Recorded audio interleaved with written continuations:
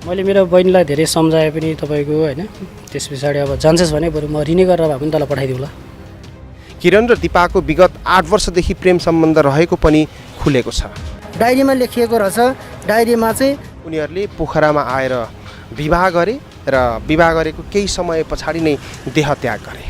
उहाँले के भन्नुभयो भने भाइ मलाई इटरीमा गरी खान दिएनन्, मैले धेरै गर्न खोजेँ, मलाई गरी खान दिएनन्। दिपाको पनि पढ्नुमा साह्रै ट्यालेन्ट रहेछन् अनि यिनीहरू आफन्त नै त्यो भइसकेपछि एकजना यिनीहरूको परिवारमा अस्ट्रेलिया जाने प्रोसेसिङ रहेछ, गइछन्। नेपालीको पहिचान राष्ट्र निर्माणमा हाम्रो अभियान। नमस्कार, फेवा टेलिभिजनको विशेष कार्यक्रमको प्रतीक्षा गरेर बस्नुभएका समस्त दर्शक महानुभावलाई हार्दिक स्वागत छ पोखराबाट। म हेमराज र मलाई क्यामेरामा साथ दिँदै हुनुहुन्छ आसफिनले। हो दर्शक महानुभाव, कोरोना भाइरसले विश्वलाई टाउको दुखाइ बनाएको छ, त्यसबाट अछुतो नेपाल पनि छैन। दोस्रो चरणको कोरोना भाइरस भुसको आगो जसरी सल्किरहँदा सबजना सचेत रहनुहोला र सरकारले गरेको निर्देशनलाई अक्षरशः पालना गर्दै प्रशासनले भनेका कुराहरू मान्नुहोला। घरैमा बस्नुहोस्, भिडभाडमा नजानुहोस्। लखर बिना काम बाहिर निस्केर हिँड्नाले गर्दा तपाईँले कोरोना भाइरस कतै लिएर पो आउनु भएको छ कि? त्यसर्थले गर्दा सबैजना सचेत रहनुहोस्। देशका विभिन्न ठाउँमा लकडाउन र निषेधाज्ञा जारी छ, सबैले पालना गर्नुहोला। र आजको विषयवस्तुमा प्रवेश गर्न चाहन्छु। हो दर्शक महानुभाव, अत्यन्तै दुःखद घटना घट्यो पोखरा महानगरपालिका वार्ड नम्बर 5 मा। तेह्रथुम र झापाका उनीहरू घुम्नको लागि पोखरा आएका थिए। पारिवारिक स्रोतका अनुसार उनीहरूले पोखराको तालबाराई मन्दिरमा विवाह समेत गरेका थिए। यसभन्दा अगाडि नै दिपा र किरणले कोर्ट म्यारेज पनि गरेको खुलेको छ। उनीहरू पोखराको तालबाराई मन्दिरमा गएर विवाह गरेर फेसबुकमा फोटो समेत सार्वजनिक गरेका रहेछन्। पेसाले शिक्षण पेसामा आबद्ध दिपा र केही समय बाहिर बसेर आएका किरण निकै मिलनसार र सहयोगी भावनाका थिए। सामान्य परिवारमा जन्मिएर हुर्केका उनीहरू 11 गते पोखरा आएको देखिन्छ होटलको रेकर्ड अनुसार।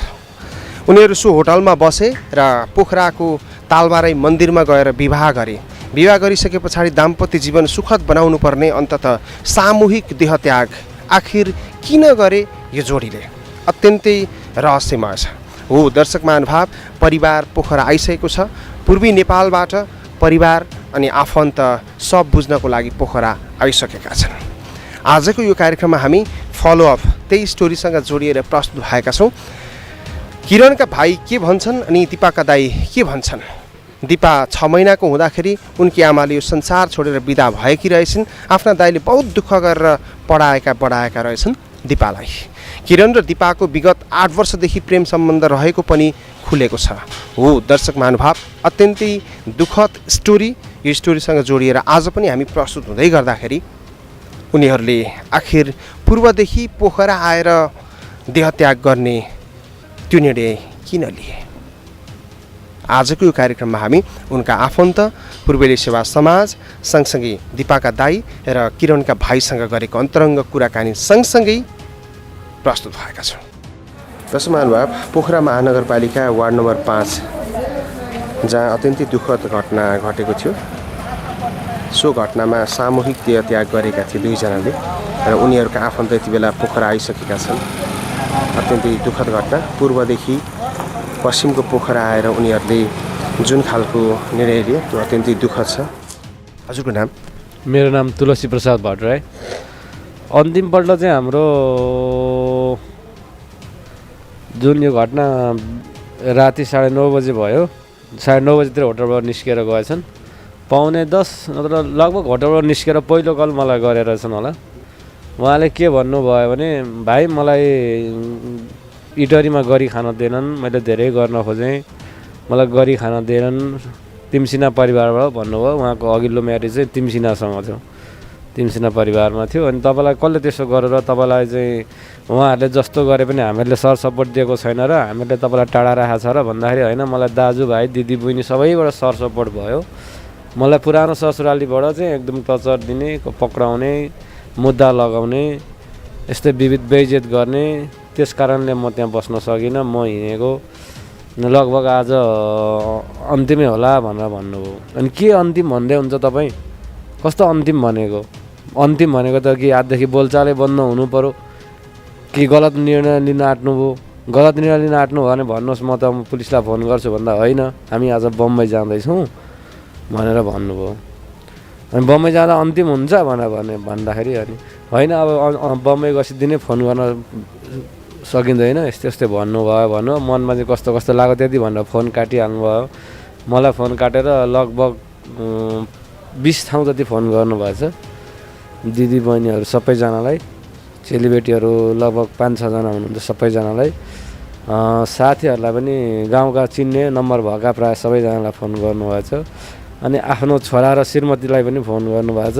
छोरा र श्रीमतीलाई चाहिँ छोरालाई चाहिँ छोरातिर मलाई एकदम धेरै माया लाग्छ, एकदम धेरै माया गर्छु तँलाई म भनेर भन्नुभएछ। यस्तै डायरीमा के लेख्नु भइरहेछ भने मलाई सुसाइड गर्न बाध्य बनाएको चाहिँ मेरो जेठान टोम प्रसाद तिमसिना, उहाँले पटक पटक चाहिँ मलाई केस लाउने, परिवारसम्म आफ्नो मेरै परिवारसँग चाहिँ झै झगडा विवाद गराइदिने, मेरो 1 कट्ठा जग्गा र लगभग कति उहाँले 11-12 लाख रुपियाँ पैसो पनि उहाँले हात लिएको भन्ने कुरो उहाँले त्यहाँ लेख्नु भइरहेछ।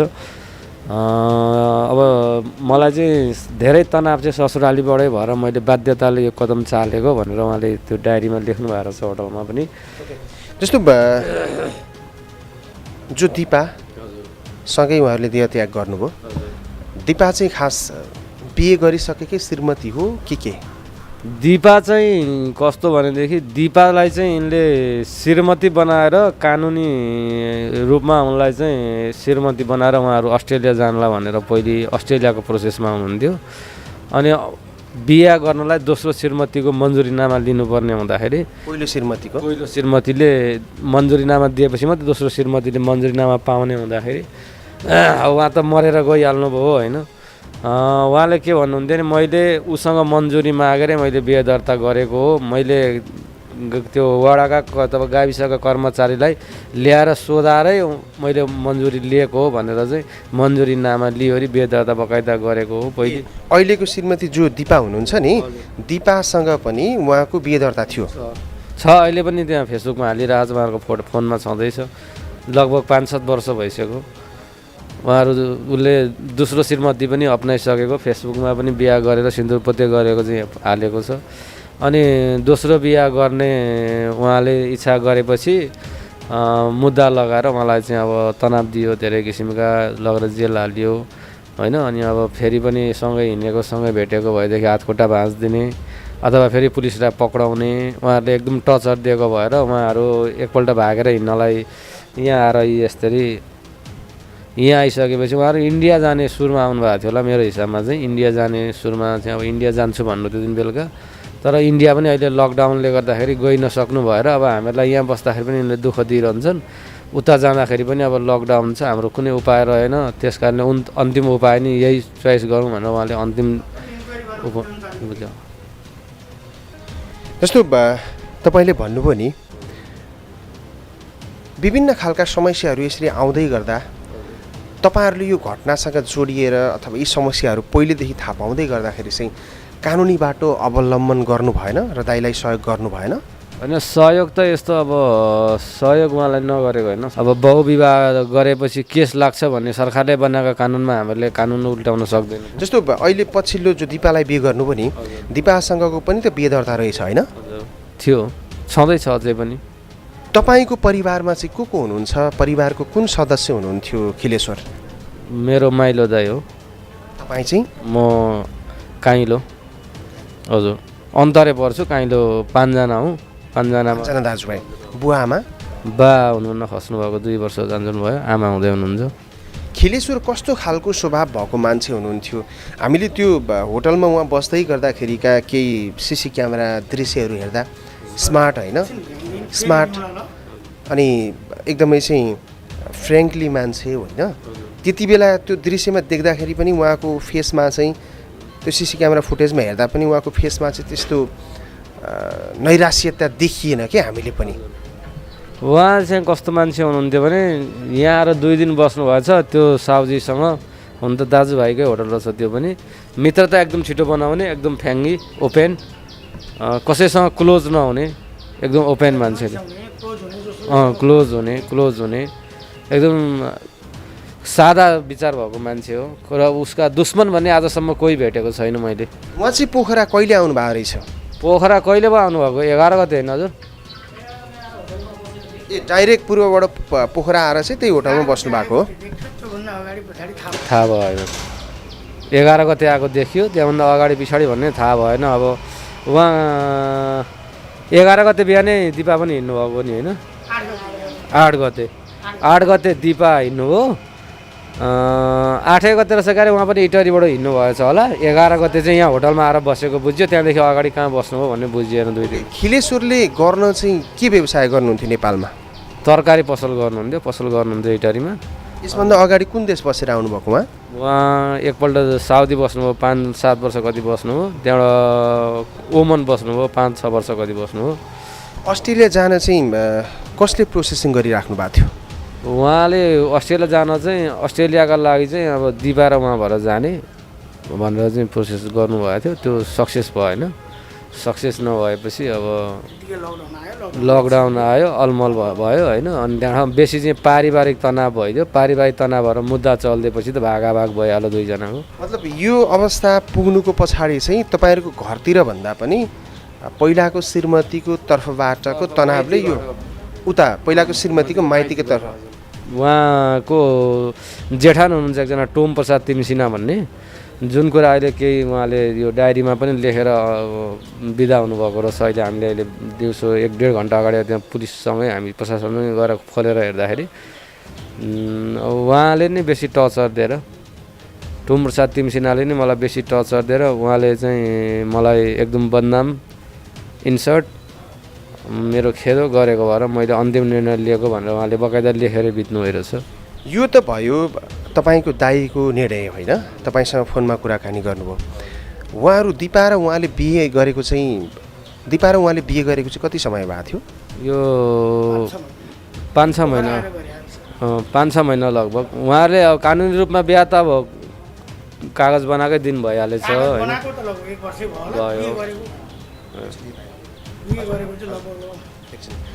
हजुरको शुभ नाम चाहिँ? मेरो त्रिलोचन न्युपाने।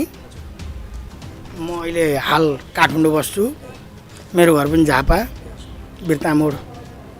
तपाईँले चाहिँ खिलेश्वरलाई कसरी चिन्नुहुन्थ्यो? खिलेश्वरसँग अलिकति रिलेसन जोडिएकै छ। मेरो ससुराली जाने घर खिलेश्वरको बहिनीको घर हो। भनेपछि खिलेश्वरकी बहिनी मेरो भदैनी बुहारी, म उसको साइलो फुपाजु। दिपालाई चाहिँ कसरी चिन्नुहुन्छ तपाईँले? दिपा त म उसको अब फुपाजु हो। म दिपालाई चिन्दिनँ होला त। दिपाको फुपाजु म, जो मृतक छिन् अहिले त्यहाँ पोस्टमार्टमको लागि तयारी, उनको फुपाजु म। उहाँहरू दुवैजनाले यति धेरै विकल्प हुँदाहुँदै यो बाटो नै अवलम्बन गर्नु अत्यन्तै दुःख छ। कसैले पनि यो बाटो अवलम्बन गर्नु हुँदैन। यद्यपि तपाईँको चाहिँ लास्ट टाइम दिपासँग कहिले कुराकानी भएको थियो? लास्ट टाइम कहिले भेट्नु भएको थियो? भेट त हामी नजिकै हो, भेट भइरहन्छ। त्यस्तो खालको कुरा म पनि टपिक झिक्दिनँ थिएँ। अब उनलाई हिजो अस्ति अलिअलि त्यसरी कुरा भइसके पछाडि उनले पनि झिक्ने खालको कुरा बनेन। उनले पनि झिक्दिनँ थिइन्, मैले पनि झिक्दिनँ थिएँ। त्यस्ता कुरा छोरी मान्छेको अगाडि इन्सर्ट गरे यस्तो हुन्छ। भोलि उनलाई विवाह गरेर दिने जातो उनलाई त्यस्ता कुरा झिकिराख्नु, टचर आइराख्नु राम्रो पक्ष होइन। उनको मम्मी त पहिल्यै बितिसक्नु भएको। ठुलो मम्मीले आफ्नो दुध खुवाएर पालेको हो। 6 महिनादेखि त्यहाँ हुर्काएको हो होइन। अनि त्यो भएका नाताले उनलाई घरबाट अब बा आमाले टचर दिएको थिएन। ठुलो बा ठुलो मम्मी पनि होस् पढे लेखेकी छ, एउटा न एउटा आइहाल्छ, बिहे गरिहालिन्छ नि भन्ने खालको सोच थियो। तर एकचोटि यही सन्दर्भमा पहिला यिनीहरूले पेपर म्यारेज गरेको हो। मोबाइलमा के हालेको थियो भने हामी हाँसेर गए पनि अरूलाई रुवाएर जाँदैछौँ है बाई भनेर लेखिया थियो। 11 बजी स्टार्टर्स, 11 बजी 9 बजीतिर उहाँहरूले हाल्नुभएको थियो मेरी बुढी भनेर दिपाको फोटो हालिएको थियो किरण भट्टराईले। दुईजनाले विवाह गरेको, अङ्कमाल गरेर खिचेको, घुम्न गएको फोटोहरू त्यसरी क्लिक गरेर हालेको छु। म कुराकानी गर्न लागिरहेको छु। यति बेला मसँग हुनुहुन्छ जो सामूहिक देहत्याग गर्नुभएको थियो, दिपा खनाल। उहाँको दाइ नवराज खनाल मसँग हुनुहुन्छ। उहाँ झापाबाट आइपुग्नु भएको छ। यहाँलाई स्वागत छ। हजुर धन्यवाद। यो घटनाको विषयमा हजुरले कति बजे थाहा पाउनुभयो? बिहान करिब तपाईँको 8 बजीतिर। कसले खबर गर्यो पहिला? पहिला खबर भन्दा हामीले फोन गरेका थियौँ दाइलाई। दाइ कहाँ हुनुहुन्छ भनेर सोद्धाखेरि प्रशासनले फोन उठाएको थियो, तपाईँहरूको मान्छे यस्तो भयो भनेर। त्यस पछाडि हामी आतिर हो थिएँ। बेलुकामा हिजो 5 बजीसम्म बेलुका यहाँ पोखरा आइपुगेको थियो। त्यति नै हो। जस्तो दिपा र खिलेश्वरले कोर्ट म्यारिज चाहिँ यसभन्दा अगाडि नै गर्नुभएको रहेछ हो? उहाँहरूले तपाईँको पेपर म्यारिज अथवा म्यारिडको प्रुफहरू उहाँसँग अगाडि नै छ होइन। तपाईँहरूको उहाँहरूले बिहा नै गरेको अब तपाईँको त्यो भनेर पनि होइन। खासै एउटा के थियो भने सोल्टा र सोल्टी नै हामी विदेश जाने तर्खरमा उहाँले चाहिँ ल यसरी गर्नुपर्छ भनेर बिहे गर्नुभएको थियो। बिहे गर्दाखेरि पछाडि त्यही कुरालाई लिएर उसको पारिवारिक सम्बन्धले इस्यु बनायो। इस्यु बनाउन जाँदाखेरि तपाईँको दुवैजना केटा र केटी एकअर्कामा प्रेम बन्धनमा बाँधे। प्रेम बन्धनमा बाँधिँदाखेरि लास्टमा गएर आएर यो हरकत भयो। तपाईँको चाहिँ अन्तिमपल्ट बहिनीसँग कुरा कहिले भएको थियो? कुरा हुँदाखेरि तपाईँको भनेको कहिलेकाहीँ फेसबुकमा हुन्थ्यो, तर फेसबुकमा पनि त्यति साह्रो कुरा भएको थिएन। पछाडिको लास्टमा दाइले चाहिँ तपाईँको मर्नुभन्दा अगाडि, मेरै दाइ भनौँ न, दाइले चाहिँ मर्नुभन्दा अगाडि उहाँलाई चाहिँ म यसरी मर्दैछु भनेर मान्छे मैले चाहिँ जोक होला भनेर सोचेको थिएँ। तर एकैछिन है, मतलब दाइ भनेर तपाईँले खिलेश्वरलाई भन्दै हुनुहुन्छ, खिलेश्वरको बहिनी तपाईँले बिहे गर्नुभएको हो? खिलेश्वरको बहिनी मेरो माघी बिहे भएको है। तपाईँको उसको बहिनी मेरो श्रीमती भन्नुभयो, मेरो जेठान दाइ हो। लास्टमा उनीहरू तपाईँको अस्ट्रेलिया जाने न्युमा तपाईँको प्रेम बन्धनमा बाँधियो थियो, हामीलाई पनि थाहा भएन। लास्टमा आएर यो घटना भयो। अब खिलेश्वरले तपाईँलाई अन्तिमपल्ट फोन गरेर चाहिँ के भन्नुभएको थियो? मलाई फोन गरेर होइन, उसको बहिनीको मेसेन्जरमा फोन भनेर भोइस रेकर्ड पठाएर म अन्तिम अवस्थामा जाँदैछु, मलाई मेरो पारिवारिकबाट टर्चर आयो, फल्नाले मलाई अब नराम्रो दृष्टिकोणले हेरेँ, अब म त्यसरी जाँदैछु भनेर भन्दाखेरि हामीले त जोक गरेको होला भनेर सोचिरहेको थियौँ। तर जोकलाई तपाईँको एउटा रियालिटीमा उनीहरूले परिणत गरेर देखाइदियो होइन। त्यसो गर्दाखेरि अब स्तब्ध, जति खुकुरीको पीडा अचानकलाई हुन्छ त्योभन्दा पीडा अब मलाई भएको छ होइन। एउटा चेलीबेटी नभएको नाताले पनि हामीले सानोदेखि ल्याएर पालेको थियौँ, त्यसले गर्दाखेरि पनि अब एउटै बहिनी हो तपाईँको दिपा? एउटै बहिनी हो। को हुनुहुन्छ अरू परिवारमा? दाइ, म अनि बुवा आमा भाउजू।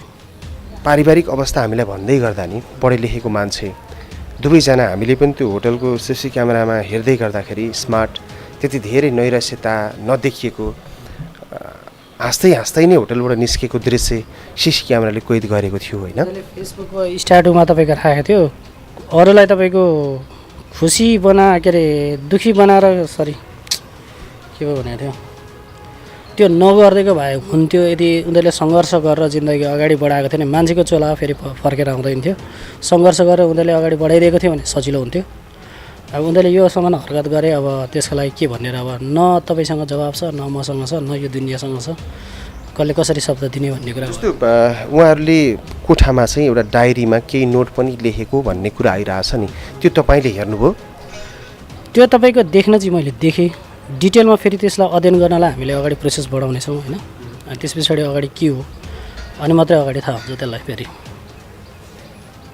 अत्यन्तै दुःखद घटना, झापादेखि अथवा पूर्वदेखि पश्चिमको पोखरामा आएर उहाँहरूले यो निर्णय लिनु दुःखद छ। यस्तो बाटो कसैले पनि अवलम्बन गर्नु हुँदैन। जिन्दगी एक बारको जिन्दगीमा डटेर लड्नुपर्छ, सामना गर्नुपर्छ समस्याको होइन। चोला हो होइन, फेरि फर्केर आउँदैन। मान्छेको जुनी भनेको फेरि पाइँदैन। जे नहुनु भएको थियो भइहालेको थियो, तर उनीहरूलाई पनि त्यति साह्रो नेगेटिभ सोच थिएन। एउटा सोल्टा र सोल्टी थिए होइन, यसो हेर्दा तपाईँको सोल्टा र सोल्टी नै हुन्। र उनीहरूले तपाईँको त्यति हरकतसम्म नगरिदिएको थियो भन्ने चाहिँ एउटा धारणा हुन्थ्यो होइन। समाजमा पनि अब तपाईँको कस्तो भने सोल्टा र सोल्टी गयो भन्ने त हुन्छ, तपाईँको एउटाले एकअर्कालाई लग्यो भन्ने हुन्थ्यो। तर यही स्टेजसम्म चाहिँ पुगेर उनीहरूले यो कार्य नगरिदिएको थियो भने चाहिँ धेरै राम्रो हुन्थ्यो। उनीहरू सङ्घर्ष गरेर अगाडि बढेको भए धेरै सजिलो हुन्थ्यो। मैले मेरो बहिनीलाई धेरै सम्झाएँ पनि तपाईँको होइन। त्यस पछाडि अब जान्छस् भने बरु म रिने गरेर भए पनि तँलाई पठाइदिउँला, अरूले नगरे पनि म गरेर देखाइदिउँला भन्ने मेरो सोच थियो। अब के भन्ने र, उनीहरूका आफन्त पोखरा आइसकेको अवस्था र पूर्वेली सेवा समाजले आफूले गर्ने कर्तव्य पुरा गरिरहँदाखेरि सुरुदेखि अहिलेसम्म जोडिनु भएको छ। मसँग हुनुहुन्छ पूर्वेली सेवा समाजका उपाध्यक्ष, प्रथम उपाध्यक्ष, स्वागत छ। धन्यवाद। जब यो दुःखद घटना घट्यो नि, घटिसके पछाडि तपाईँ चाहिँ सुरुबाट स्पोर्टमा पनि पुग्नुभयो र नजिकबाट निहाल्नु भएको छ। सरसर्ती धेरै कुराहरू बाहिर आइसकेका छन्। उहाँका आफन्तहरूले आएर पनि धेरै कुराहरू हामीसँग भनिसक्नु भएको छ। पूर्वबाट आएर सायद यहाँ घटना हुन्थेन होला। यो चाहिँ अरू मिडियामा मैले नबोलेको एउटा क्ल्यु बाँकी राखेको छु मैले यो मिडियालाई। उहाँहरू पोखरा आइसकेपछि फोटो पोस्ट गर्नुभएछ एउटा। उहाँहरूले चाहिँ बिहा गरेको सिन्दुर हालेको, सायद तालबाराईमा गएर सिन्दुर हालेको हुनुपर्छ उहाँहरूले। त्यो फोटो चाहिँ तपाईँको फेसबुकमा उहाँहरूले क्ल्यु गर्नुभएछ। त्यो फोटो हालिसकेपछि उहाँहरूलाई बढी पारिवारिक टचर आएछ र त्यसले गर्दाखेरि उहाँहरू बाध्य भएर अब अन्तिम डिभोर्स भइसकेको, श्रीमतीले भयभरको सम्पत्ति लिइसकेको, डिभोर्स गरिदिइसकेको र ऊ बेवारिसे भएर हिँडेको अवस्थामा र यता 8 वर्षदेखि लभ यसरी मैले रोकिहालेँ तपाईँलाई। तपाईँको चाहिँ दिपासँग विगत 8 वर्षदेखिको प्रेम सम्बन्ध र उहाँको पहिलाको श्रीमतीसँग सम्बन्ध विच्छेद पनि भइसकेको हो। सम्बन्ध विच्छेद होइन, उहाँले चाहिँ बहुविवाहको मुद्दा हालेर दिपाले चाहिँ कोर्ट म्यारेज गरिसकेको रहेछ नि त। फेरि यस्तो उहाँले चाहिँ यो कस्तो रहेछ भने परिवारमा आर्थिक अवस्था अलिक कमजोरी, दिपाको पनि पढ्नमा साह्रै ट्यालेन्ट रहेछन् अनि यिनीहरू आफन्त नै। त्यो भइसकेपछि एकजना यिनीहरूको परिवारमा अस्ट्रेलिया जाने प्रोसेसिङ रहेछ, गइछन्। अनि गइसकेपछि दिपालाई नै आइएल्स पढाउने र अस्ट्रेलिया पठाउने प्लानिङ रहेछ यिनीहरूको। अब दिपा अस्ट्रेलिया गएपछि हाम्रो परिवार पनि सुसम्पन्न हुन्छ, हामी पनि जान पाइन्छ भन्ने हिसाबले यो खिलराजको उसको श्रीमतीले चाहिँ सहयोग गर्दै आर्थिक पनि दिँदै राम्रो व्यवहार गर्दै आएकी रहेछन्। परिवारको जम्मै सम्बन्ध राम्रो रहेछ पहिला। अब जब यी पढ्दै गइन्, पढ्दै जाँदा आइएल्स पनि यिनले पास गरिनछन् अनि गएर यिनीहरूको लगानी त गयो।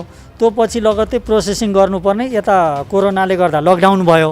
लकडाउन भइसकेपछि त यिनीहरूको उता जाने सपना पनि भएन दिपाको र यहाँ भएको आर्थिक उनीहरूको पनि तपाईँको गयो। गइसकेपछि यो सिलेश्वरको श्रीमतीले भन्न थालिछन्, ल सम्पत्ति सकिस यो त गर्न थाल्नुभयो भनेर भनिछन्। त्यो भने चाहिँ यी बाहिर हुँदाखेरि यिनले कमाएर पठाएको जग्गा एउटा चाहिँ इटरीमा लिया रहेछ, 1 कट्ठा जग्गा लिया रहेछ। उहाँको दाइ चाहिँ एमडीको काम गर्ने रे, उहाँले जग्गा किनिदिनु भएछ। अनि लो जग्गा किन्ने भए यो त बिचरा कति दुःख गर्यो, विदेशमा कति पसिना बगायो, कमायो, ऋणधन गर्यो, पठायो। यहाँ श्रीमतीले जग्गा लिइसकेपछि आउने जाने काम क्रम उसको जारी भयो। छुटिएर बसेको आफ्नो आफ्नो गरी खाएका यिनीहरू। जब बाहिरबाट ऊ आयो, दिपासँग पनि माया यसको बढ्दै गयो। बाहिरबाट आइसकेपछि उनले त्यो घडेरी बेचिछन्। अनि मुख्य इस्यु उसले चाहिँ सम्पत्ति सकिस् कहाँ हालिसले भन्ने, उसले चाहिँ त अर्कीसँग लागिस्, तेरो अर्की कान्छी छ भन्ने भएर मुख्य इस्यु यो रहेछ। यही कारणले गर्दा उसले बहुविवाहमा अब माइतीहरू अलि सहर बजारकै हुनुहुन्थ्यो होला, के हुनुहुन्थ्यो। अब उहाँका दाजुभाइ सबै छुट्टिनु भएका र पाहाडतिरै बस्ने, कोही अब विदेशतिरै हुनुहुँदो रहेछ उहाँको भाइहरू। र उहाँलाई सहयोग सपोर्ट गर्ने र उसको दुःख के हो, मर्म के हो बुझ्ने त्यो परिवारमा भएन। उहाँको ससुरालीतर्फ बुझ्ने भए, तर कसको बुझ्ने भयो भन्दा श्रीमतीले जे भन्छन् बहिनीका कुरा सबै ठिक भन्ने हुँदाखेरि त्यही अवस्थामा उनीहरू केही सिप्न लागेर पोखरा आइपुग्यो। होटलको पनि हामीले त्यहाँनिर आज ताला त्यहाँनिर फोडेर पुलिसको रोबरमा भित्र हेरियो। हेर्दाखेरि एउटा बेड कभर रहन्छ त्यहाँनिर, उहाँको चाहिँ रुममा केही पनि भेटिएन। हामी गएर होटलमा जुन हेऱ्यो, प्रशासनसँगै गएर हामी पनि रोबरमा बसेर हेऱ्यो, हेर्दा केही पनि भेटिएन। उहाँहरूले विवाह चाहिँ पोखरै आएर गर्नुभएको रहेछ है। त्यस पछाडि फोटो पोस्ट गर्नुभएको रहेछ नि त फेसबुकमा। उहाँहरू चाहिँ जहाँसम्म लाग्छ आएर तालबाराई मन्दिरमा गएर सिन्दुर हालेर, अब त्यहाँ भिडियोहरू पनि छ अरे, सायद यो रेकर्ड फोन रेकर्ड निकाल्ने हो भने त्यसमा पनि आउला। जहाँ भेट्छौँ यसरी हिँड्छस्, लिएर हिँड्छस्, तँलाई काट्छौँ मार्छौँ भन्ने खालको आइसकेपछि ऊ अन्तिम अवस्था केही अन्य सोच्न नसकेर देहान्त गरेको हो भन्ने निचोडमा चाहिँ हामी पुग्यौँ। सती गति गर्न धेरै गाह्रो छ। किन गाह्रो छ भने हामीले हरेक सामान यहाँ जुटाए तापनि 2टा लाख एकैचोटि बोकेर घाटसम्म लाने खालको अवस्था हामीसँग छैन। नभएर हामीले एम्बुलेन्स बोलाएछौँ। यो एम्बुलेन्समा हामीले तल जहाँसम्म जान्छ त्यहाँसम्म लान्छौँ र 2टालाई सती गति गरेर उहाँहरू फेरि काठमाडौँ जाने हुनुहुन्छ एक टोली भने, एक टोली पूर्व जाने हुनुहुन्छ, उहाँहरूलाई पठाइदिन्छौँ। उहाँहरूको परिवार पनि निम्न स्तर रहेछ।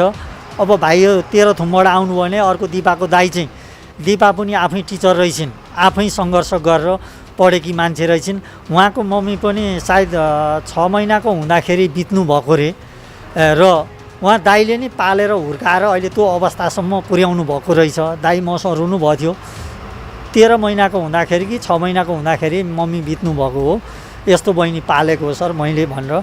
व्यक्तिले भन्दा समाज बोलेपछि, समाजले बोलिसकेपछि, समाजले गरिसकेपछि धेरै सहज हुन्छ र सजिलो हुँदो रहेछ सर। हामीलाई यो समाज भन्ने पनि थाहा थिएन भन्नुभयो।